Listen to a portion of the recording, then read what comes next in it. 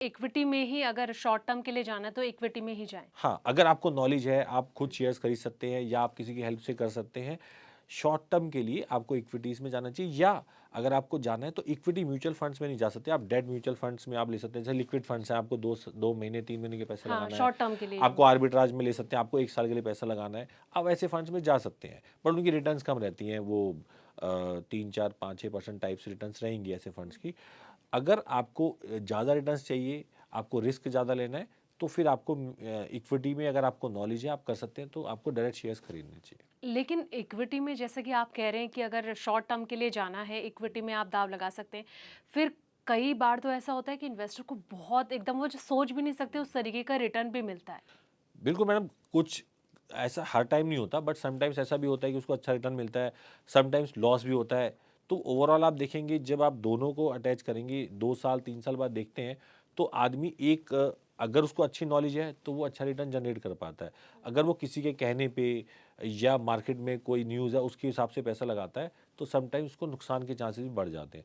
तो मेरा ये सोचना है कि जिसको पास टाइम है, जिसके पास नॉलेज है इक्विटी की, जो समझता है इक्विटी को, या जो कंपनी की को पढ़ सकता है, जैसे उनकी बैलेंस शीट्स हैं या कंपनी क्या काम करती है, आगे उसका फ्यूचर कैसा है, वो इक्विटी में जा सकता है। बट जिसके पास टाइम कम है, जिसके पास नॉलेज कम है, उनको म्यूचुअल फंड्स में आना चाहिए और उनको वहाँ कंसिस्टेंटली इन्वेस्ट करना चाहिए, जिससे कि एक लंबे पीरियड में उनको अच्छा एक अमाउंट मिल जाता है। तो आप क्या सलाह देंगे कि म्यूचुअल फंड में कहीं न कहीं सेफ ज़ोन रहेगा या फिर इक्विटी में भी दाँव लगाया जा सकता है? क्या आपके नज़रिए मैडम से वो सही है? वही है, इक्विटी में अगर आप एक्सपर्ट हैं, आपको अच्छी नॉलेज है, खुद को अच्छी नॉलेज है अगर आपको, तो आप अच्छा पैसा कमा सकते हो। म्यूचुअल फंड्स में तो फंड मैनेजर है जो ऑलरेडी एक्सपीरियंस्ड और नॉलेजेबल होते हैं, वो आपके बिहाफ पे पैसा लगा रहे हैं और आपको एक कंसिस्टेंट रिटर्न देते हैं। अभी हम यहाँ कम ज़्यादा रिटर्न की बात नहीं कर सकते मैम, क्योंकि वो फिर फंड वाइज वेरी करता है। तो ये म्यूचुअल फंड कंसिस्टेंट रिटर्न देते हैं, और आपके जो गोल्स हैं लाइफ के, कि लेट्स से आप बोलते हैं कि 10 साल के बाद मेरे को लेट्स से 1 सीआर चाहिए,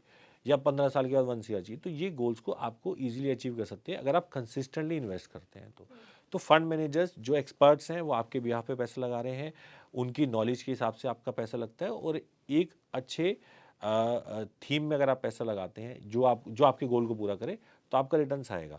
बट अगर आपको खुद अच्छी नॉलेज है, आपको पता है कंपनीज के बारे में, कंपनी कैसे परफॉर्म करती है, तो आप डायरेक्ट इक्विटी में भी जा सकते हैं। आप दोनों ऑप्शंस कर सकते हैं, डिपेंड करता है आपके ऊपर। लेकिन आप इक्विटी के लिए उन्हीं लोगों को सलाह दे रहे हैं जिनके पास एक्सपीरियंस है। बिल्कुल मैम, जिसके मतलब पास न्यू नॉलेज है, बिगिनर के लिए हाँ। एक्सपीरियंस नहीं नॉलेज है। न्यू बिगिनर्स के लिए तो हम नहीं बोलेंगे। हम कहते हैं कि पहले आप एक बार म्यूचुअल फंड्स में शुरू करिए, आप देखिए, वहाँ से एक्सपीरियंस लीजिए कि कैसे पैसा बढ़ता है, और आप इक्विटी को समझिए। जब आपको समझ आ जाएगा तब आपको इक्विटी में जाना चाहिए। तो न्यू बिगिनर के लिए म्यूचुअल फंड में आपके हिसाब से कहाँ पर इन्वेस्ट किया जा सकता है कि उनके लिए सेफ जोन रहेगा? न्यू बिगनर्स के लिए मैम फिर वही हम कोशिश करते हैं कि अगर वो अपने गोल्स दे सकें, और हम कोशिश करते हैं वो अपने रिस्क को बता सकें, तो उसके हिसाब से हम उनके फंड्स को डिसाइड करते हैं। क्योंकि यंग एज है, और वो लेट से कोई 25 साल का आदमी है और 50 साल तक भी अगर वो काम करता है, तो 25 साल है उसके पास। यही अगर 40 का है, 50 तक करेगा तो 10 साल है। तो जो 25 साल उसके पास है, तो वो रिस्क ले सकता है, बट अगर वो रेडी है उसके लिए तो शुरू में हम उसको एक मिनिमम एवरेज रिस्क से चालू करते हैं, और धीरे धीरे उसके रिस्क को बढ़ा सकते हैं। और एक बार उनको जब समझ में आ जाती है कि म्यूचुअल फंड कैसे काम कर रहा है, उनको कैसे रिटर्न्स आ रहे हैं, या जो उन्होंने पैसा लगाया क्या वो गोल से अलाइन है नहीं है, उनको जितना रिस्क लेना था उससे ज़्यादा तो रिस्क नहीं है उसमें, तो उसके हिसाब से वो फिर आगे उसको बढ़ा सकते हैं फंड्स को। अच्छा, ज़्यादातर इन्वेस्टर्स को आप लोग भी हैंडल करते होंगे, जी तो मैम। आपके हिसाब से आप किस तरीके की चीज़ें उनमें देखना मतलब देखते हैं कि वो ज़्यादा कौन-सा फंड लेना पसंद करते हैं? जैसे कि एसआईपी की आप बात ही कर रहे जी हैं, जी तो मैम। इसमें ज़्यादा वो कहीं न कहीं सोचते हैं कि ये एक सेफ ज़ोन है, तो इसमें चला जा सकता है। जी मैम, ज़्यादातर इन्वेस्टर एसआईपी में ही इन्वेस्ट करना चाहते हैं। एक तो मैंने आपको पहले बोला ईज़ी है, आप एक छोटे से अमाउंट से भी चालू कर सकते हैं। मंथली देना आसान रहता है, तो आदमी आज की डेट में क्या है, वो ईएमआईज़ उसको ज़्यादा ईज़ी समझ में आता है कि ठीक है यार, आपको 1000 रुपीज़ मंथली देना है, 5000 देना है, 10 देना है, वो दे सकता है अपनी कैपेसिटी के हिसाब से। प्लस उसको एवरेज आउट होता है, हर महीने पैसा लग रहा है, तो उसका रिस्क डिवाइड हो रहा है। जैसे मार्केट गिरेगी तो वो यूनिट्स ज़्यादा परचेज़ करेगा, मार्केट बढ़ेगी उसका पैसा बढ़ेगा। तो वो उसको एक एवरेज आउट कर देता है पैसे को, तो ज़्यादातर लोग एसआईपी प्रेफ़र करते हैं। हाँ, हम कोशिश करते हैं अगर मार्केट कभी वोलेटाइल होती है या डाउन होती है, तो हम लोगों से बोलेंगे कि थोड़ा लमसम अगर आप कंफर्टेबल हो तो डाल सकते हैं, नहीं तो एसआईपी कंटिन्यू करें।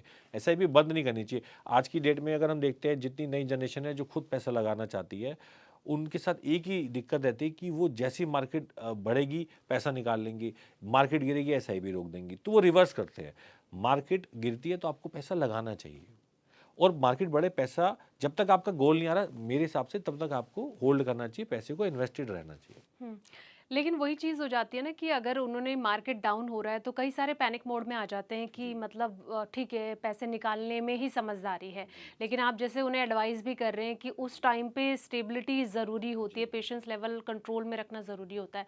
लेकिन कहीं न कहीं अगर मैं थोड़ा-सा इसके इतर अगर सवाल पूछूँ, तो आज भी ना बहुत सारे लोग ऐसे हैं, ख़ास तौर पे अगर मैं सीनियर सिटीज़न्स की मैं बात करूँ, तो उनका जो ट्रस्ट है ना, उनको इक्विटी, म्यूचुअल फंड, एसआईपी इनसे ज़्यादा आज भी जो उनका ट्रस्ट बना हुआ है ना, वो एफडीज़ में बना हुआ है। चाहे वो 6% का रिटर्न मिले, चाहे 7% का, उनको फ़र्क नहीं पड़ता उस चीज़ से। वो बिल्कुल सही है मैम। देखिए सीनियर सिटीजन्स को सेफ्टी पहले प्रेफर रहता है, तो समटाइम्स क्या होता है हमारे पास सीनियर सिटीजन आते हैं बट उनके पास जो एक्स्ट्रा अमाउंट होता है, जैसे मान लेते हैं आपके घर का खर्चा 50,000 महीना है, अगर उनको 50,000 महीना मिल रहा है प्लस उनको थोड़ा रिस्क लेना है, कई लोग समझते हैं रिस्क को, जैसे उन्होंने पहले भी म्यूचुअल फंड लिए होते हैं अपनी एज में जब वो रिटायर नहीं हुए होते, तो वो समझते हैं, तो वो पैसा लगाने को रेडी रहते हैं। तो हम उनका पैसा जो कम रिस्क वाले फंड्स हैं जिसमें इक्विटी भी रहता है, डेट भी रहता है, कमोडिटीज़ भी है, रियल एस्टेट भी है, ऐसे इस तरह के फंड्स में पैसा लगा देते हैं। उनको हम हाई रिस्क वाली इक्विटी में नहीं लेके जाते हैं। तो जिसके पास एक्स्ट्रा मनी है, जो खर्चे के बाद बचती है और जो रिस्क को थोड़ा भी समझता है, तो हम उन सीनियर सिटीजन्स को बोलेंगे कि आप भी यहाँ पैसा लगा सकते हैं। लेकिन उसके लिए थोड़ा अवधि आपकी 5-6 साल, 7 साल, 8 साल ऐसी होनी चाहिए।